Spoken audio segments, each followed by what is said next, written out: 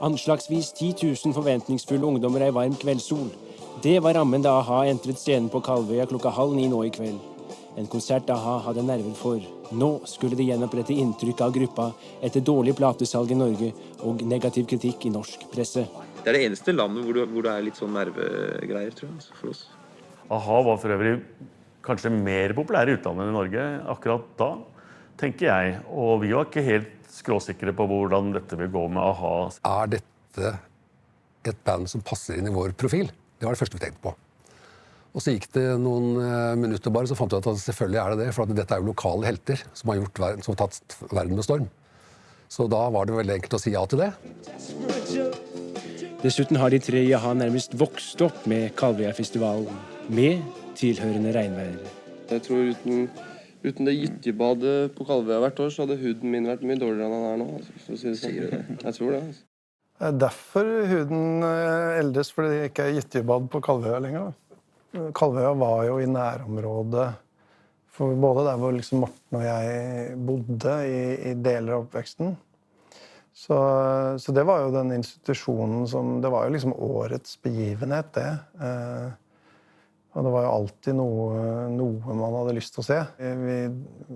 Du dro nærmest uansett. Om det var noen du likte eller ikke, så det hadde jo en sånn magnetisk effekt på Østlandsregionen. Altså i dag det jo hundrevis av festivaler som veldig spesialisert i forskjellige retninger, men da var jo Kalvøya var jo liksom den store festivalen, det store evenementet, sånn som jeg husker det.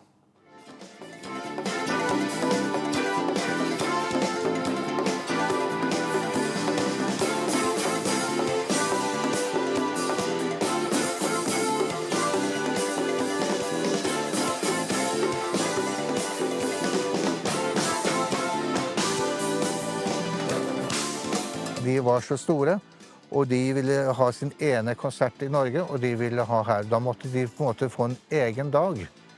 Og det ble en lørdag, og så kunne man ha en annen festival på søndag. Altså da ble det 2 dagers Kalvøya-festival. Men den første dagen, hvor også Stage Dolls og De Lillos spilte i regi av a-ha. Ja, vi opplevde litt sånn, vi var jo utrolig, i og med at jeg hadde denne lange fartstiden som publikummer her, så og selv om vi hadde da oppnådd ganske fin suksess fra 86, så må jeg si at jeg husker at det var veldig stas altså, at vi har fått tilbud om å spille på Kalvøya.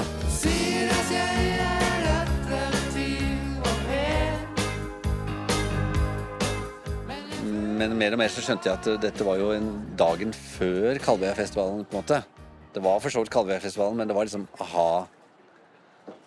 a-ha-festivalen. Så det var nok litt mer sånn at vi opplevde det som support for dem, ja. Altså, mens Peter Gabriel året før hadde satt ny rekord når det gjaldt lyd og lys, så slo a-ha den betraktelig. De skulle ha enda større scene og så videre. Og det gjorde også at det ble en økonomisk dragkamp. Altså, de stilte så store krav som Kalvøya-ledelsen følte at de ikke kunne gå med på. Det ville knekke ryggen. Så det ble at a-ha fikk gjøre det, men de fikk bekoste det selv.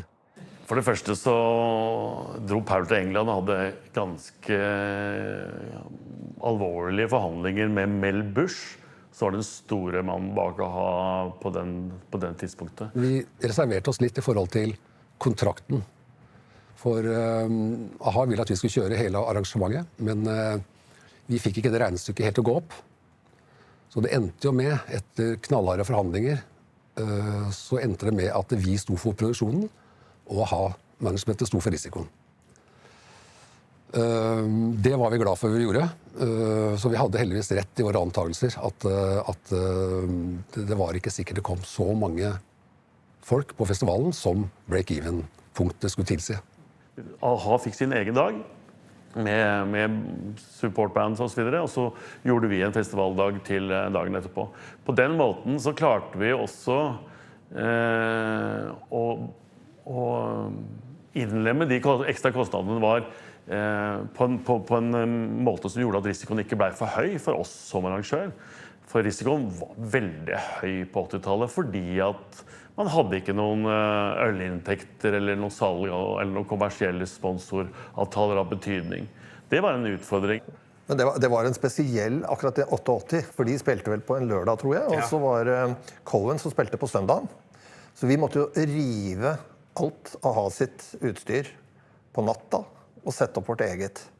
Så det var jo, vi kjørte jo sånn der 48 timers og 72 timers økter, vet du. Ja, og det ble jo mye diskusjoner rundt det der da, at AHA på Død og Liv, som var jo en norsk band, skulle komme med en egen produksjon og egen scene. Det er ingen andre som gjør det. De bruker den produksjonen som står der. Så det ble jo litt uglesett, for å si det mildt. Jeg kan ikke huske at vi deltok i en sånn diskusjon om størrelsen på scenen, men hvis vi gjorde det, så er jeg helt sikker på at vi ville ha størst mulig scene. Det er jo litt ironisk i og med at vi stort sett beveger oss rundt hverandre i ganske små sirkler, og hadde vel ikke egentlig noe sånn atletisk sceneshow. Riktignok litt mer unge og spretne enn vi kanskje fremstår i dag, men ambisjonene var jo det de var, og vi skulle helt sikkert ha den største scenen som hadde vært der noen gang. Jeg tviler ikke på det, hvis det er det som er liksom etterlatt inntrykk. Men jeg kan ikke egentlig huske at vi krevde noe. Det kan jo være at folk rundt oss har stilt noen krav som vi ble tatt til inntekt for. Konserten med AHA badet i solskinn, og de drøyt 8000 publikummerne og bandet stortrivdes. Og til slutt fikk Magne Furuholmen noe han trodde var en god idé. Jeg ropte liksom ut til publikum at liksom, de må passe på naturen vår, og vi har bestemt oss for å gi overskuddet til Bellona. Overskuddet for den konserten. Og så var jo det litt sånn dårlig butikk i etterkant. Da. Jeg vet ikke om det var produksjonen som var for dyr, eller hva det var, men det var i hvert fall underskuddet vi endte da med å gi bort til Bellona, for det var røde tall. Så intensjoner er ikke alltid nok.